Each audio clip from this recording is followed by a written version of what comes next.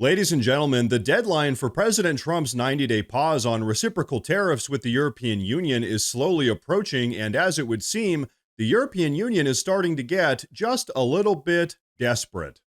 You see, as things currently stand, President Trump has paused reciprocal tariffs on EU products for 90 days, but still slapped a flat 10% tariff while negotiations drag on. This pause ends in early July, just around 45 days from now, and Europe is sweating bullets. In fact, just earlier today, President Trump threatened to impose a brand new 50% tariff on all products coming out of Europe because they're proving to be so difficult and belligerent to work with. In truth, President Trump's tariffs are exposing the European Union's vulnerabilities, pushing them into the most humiliating predicament as they beg for a new trade deal to save their crumbling markets from America's economic might. You see, the European Union's massive trade surplus with us, about 150 billion euros in 2023, is a prime target for President Trump's tariffs that ensure American workers finally get the fair trade that they deserve. Every year, the European Union exports $500 billion worth of goods to us, while we only send $350 billion to them. Like China, their surplus gives America the upper hand in trade talks, as our economy is not as reliant on them as theirs is on ours. So President Trump knows this trade imbalance puts us in the driver's seat, giving America a stronger position to negotiate from. Meanwhile, the EU's economy that depends on us is left scrambling to keep up. As many of you know, the EU has played hardball, dragging their feet with unreasonable demands, acting entitled in trade talks. But now, they're offering major concessions on U.S. natural gas as well as agriculture to get President Trump back to the negotiating table. Really, the European Union's internal divisions and bureaucratic gridlock have weakened their negotiating stance, leaving them no choice but to bend to President Trump and the America First agenda.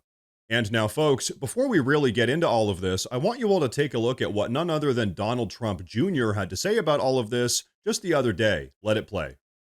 Listen, I think it's amazing to watch. I think if you said 15, 20 years ago that you'd have this level of investment in the Middle East, I think people would have thought you were crazy. I think if you look at the comparison here to what's perhaps going on in Western Europe, this is the place where there's rational investment. People are working hard. You're not dealing with a regulatory climate that's so oppressive that you wouldn't even think so. I think it's an incredible opportunity. And what I saw last week looked truly spectacular. It's an entire reset for the future of Middle East-U.S. relations, the business opportunities. And I think it was just incredible to see. It's truly spectacular. So, ladies and gentlemen, once again, there you have it. Don Jr. absolutely nails it. The EU's absolutely nightmarish bureaucracy makes them almost impossible to work with. Meanwhile, the Gulf nations offer friendlier, richer deals that can actually boost America's economy. Now, folks, we have a lot more to talk about here, but before we do, I want to say real quick that if you guys enjoy the daily news updates, please consider subscribing to the channel because it really does help a ton. But okay, check this out. The facts are clear. Dealing with the EU is a bureaucratic quagmire of overregulated markets and rigid demands. With minimal economic payoff, President Trump has wisely put Europe on the back burner for the time being. As many of you know, just around 2 weeks ago, President Trump blazed through the Middle East, securing billion-dollar deal after billion-dollar deal, an absolutely staggering triumph that's going to pour unprecedented wealth back into America. In truth, President Trump's various deals in the Middle East show his conviction and his vision for diversifying America's partnerships, leaving the EU's anti-America agenda in the dust. Like I said, in just the last 2 weeks, President Trump has secured over $4 trillion worth of deals and financial commitments, including an $800 billion investment commitment from Saudi Arabia, a $200 billion Boeing aircraft deal in Qatar, and a $1.4 trillion investment commitment from the United Arab Emirates. So not only does the Middle East have the resources to actually make good, lucrative deals with the US, but they also have the burning desire to do so as well. The reality is, prior to President Trump and the America First movement, our leaders here in America had bogged us down in almost 30 years of never-ending wars and conflicts in the Middle East. And so now, for the first time in decades, not only are we not dropping bombs in the Middle East anymore, Now we're actively working out trillion-dollar trade deals and working with them to become one of our most valuable trade partners, leaving Europe behind in the dust. Folks, the reality is Europe can't offer America anything even remotely close to the deals that President Trump has been able to secure in the Middle East. And so, really, President Trump's tariffs are a long overdue wake up call for the European Union, which has exploited America's generosity for far too long, now finally facing the consequences of their arrogance in a world where America really sets the rules. Here's the truth: the European Union's desperation to avoid higher tariffs by July shows President Trump's unmatched skill in leveraging America's economic might to secure deals that finally put American workers first. Right this very moment, President Trump's leadership is restoring America's economic supremacy, forcing the European Union to adapt to a reality where America's strength is what dictates the terms and the globalists can't do anything about it.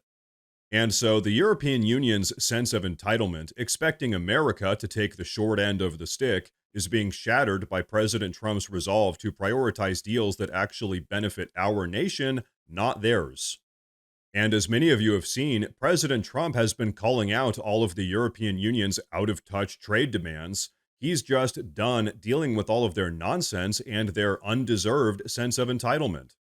For decades now, not only has the US been getting ripped off by our trade deals with the European Union, but we've also been almost entirely subsidizing their defense budget through our NATO contributions. So now it's finally time to balance the books.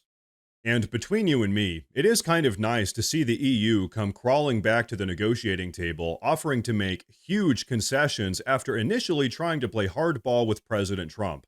The truth is, they know that if they can't work out a new trade deal with President Trump in the next 45 days, they are absolutely screwed.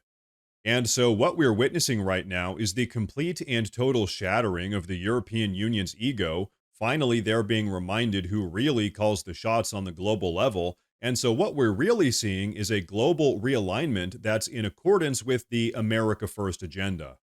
Now that President Trump is back in office, the free ride is over, the bad trade deals have come to an end, and for the first time in decades, we here in America are back in control of our country's destiny. And so, ladies and gentlemen, you know what? This is exactly what I voted for: a president that finally puts America first. Now, ladies and gentlemen, before we wrap up, I do want to say real quick that we officially have a Morse News Twitter page as well as a Morse News Facebook page. So if you use either of those platforms, please go down below and drop a follow in order to get breaking news updates that relate to everything we talk about here in the YouTube videos. But everyone, that is going to be a wrap for today's video, so please go down below and drop a comment. Let me know what you think about all of this. Please like the video while you're down there, and like I said earlier, please consider subscribing to the channel because it really does help a ton. Thank you all very much for tuning in today, and of course, as always, stay safe.